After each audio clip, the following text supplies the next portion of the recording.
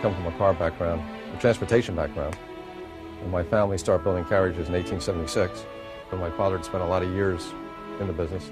He died very young at age 47, and I guess he was kind of really down.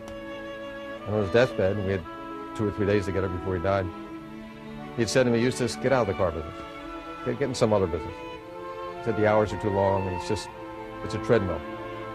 I said, Daddy, I won't get out of it, but I promise you I'll change it.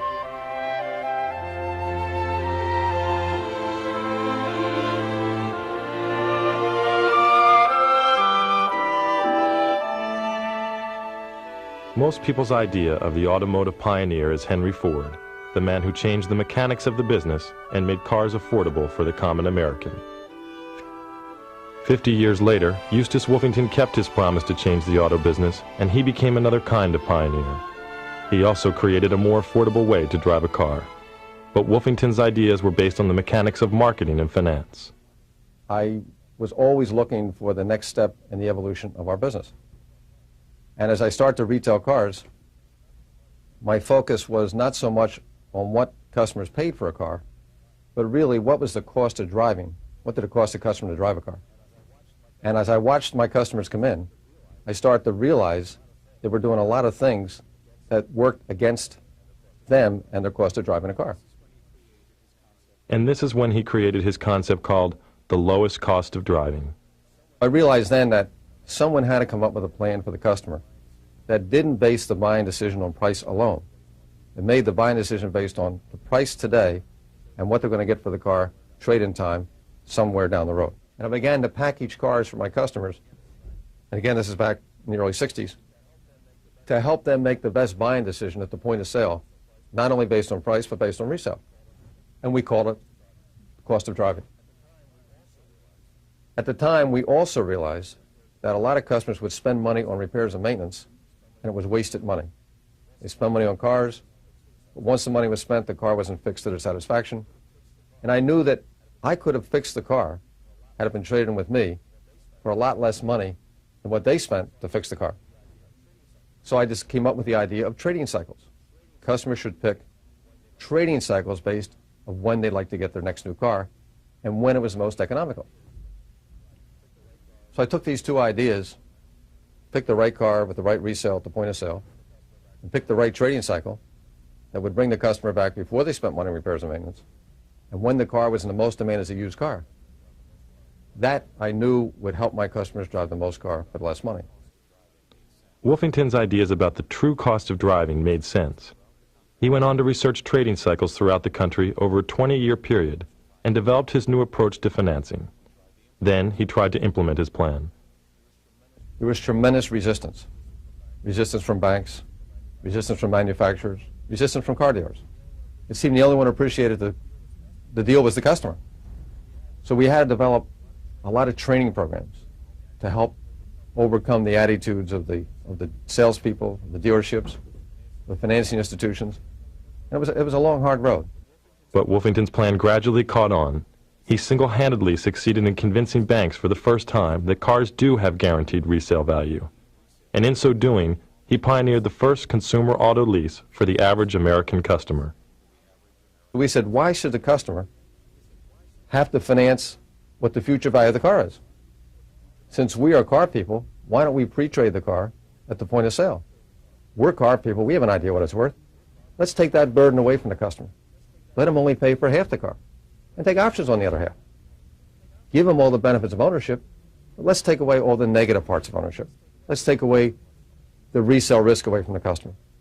Let's put them in a trading cycle that'll help them avoid those repairs and maintenance. There was a hidden thing inside of customers that we weren't even aware of, that they never felt they got a fair deal of trade-in time.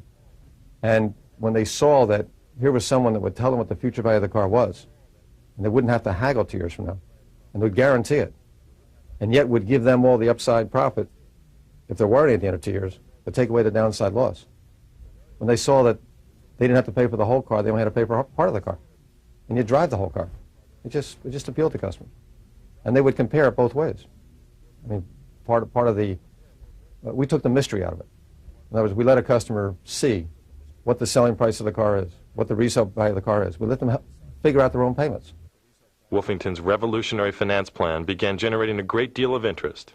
Now Detroit was beginning to take notice. Ford Motor Company had seen a lot of their dealers in my program, and they start to look at it, and we start talking, and one thing led to another that we now start to put a program together with Ford Motor Company. Of course, it was new, hadn't been done before, but when they called the bean counters in and ran the numbers, what we said worked. So Ford said, well, let's test it.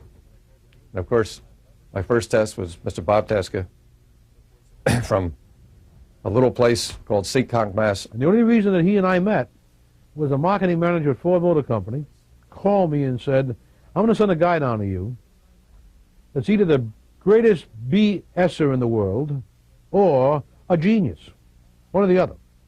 Well, after I listened for 2 or 3 hours, I had made up my mind that he was one or the other, and I tipped a little toward the genius side. It didn't happen overnight. And I don't want you to think that it was easy. The first couple of months on pre-trade, my salesmen were dead against it, my sons were iffy, and there were 2 believers, Eustace and Tasca. RF Sr. and Eustace believed in it, and we were going to make it happen. 1982, this dealership sold 900 cars, 890 cars. In 1984, we sold 1,300. Now, Tasca started getting a lot of visibility because why is he able to do what he's doing? By 1986, which is 4 years after the plan went in, Tasca became the #1 Lincoln Mercury dealer in the world. Can you imagine Seekonk, a 400-car dealership, being #1 in the world? I mean, outselling metropolises like Chicago, New York, Philadelphia, the big dealers in Texas and Florida. Seekonk, a little village on the outskirts of Providence, Rhode Island, that you'd miss if you blinked your eyes driving through. We're on a back road, improperly located, hard to find, and we're #1 in the world. Well, I got to tell you why. With the pre-trade plan, and then what they're going to get, how much they're going to pay, how much they're going to get for their car, what the payment's going to be. Isn't that nice to know 2 years from the time it's going to happen again? The bickering is gone. We package cards like McDonald's packages hamburgers. Why? We package a car so that it brings back its max resale. Why do we do that? Because it makes it easier for the customer to buy another one. That's why we package them. The volume of the pre-trade transactions continues to rise dramatically, as is evidenced by the 6,000 customer names displayed on Bob Tasca's resale club board. Eustace told me that about 60% of the people would buy another new car. He was wrong. It was 80%.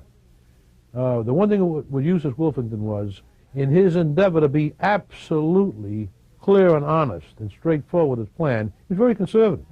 All the things he said would happen, happened. But they happened to a much greater extent than he predicted. And the reason why they happened is because customers began to see the long-term benefits of shorter trading cycles. All the factory was doing is going from 24 to 36 to 42 to 48. Volvo went 10 years. Well, it's ridiculous. How can you take and put a person in a car long enough so he starts to spend money to maintain the car and keep it running? Putting money into a car as it deteriorates is like throwing money into a sewer. You don't get it back. And if I pull up to the door today with a used car and I have just relined the brakes, put a complete new exhaust system, and overhauled the motor, replaced the transmission, put 4 new tires on it, I might have appreciated it $75. I just spent $3,000 to make it worth $75 more. Why not take the $29.25 and buy a new car with it? Why does anyone want to spend money to fix something when they can spend it to buy something? Today, car dealers from all over the world visit the Tasca operation to see firsthand how the pre-trade program really works. I wouldn't have done what I did in my lifetime in the last 8 years without Eustace Wolfington. No question. Unequivocally. Without him, we wouldn't have been anywhere near as successful as we are. And I know if you ask him the question, he'll say the same thing about me. I think he's the greatest idea man in the automobile business. Pioneers don't lose sight of their vision. It took Wolfington 15 years to convince the auto industry that there is a better way to sell cars. Now Wolfington's program is being implemented around the world. It was a vocation to me. Just like a priest becomes, or a minister makes it a vocation, the car business to me was a vocation. And every customer I ever sold, I wanted him to never, ever buy a car from anybody else ever, ever again. And that's where the change started to take place. How can I give my customer a deal that he'll never buy from anybody again? Get a doctor, get a lawyer, I was going to be his car man for life.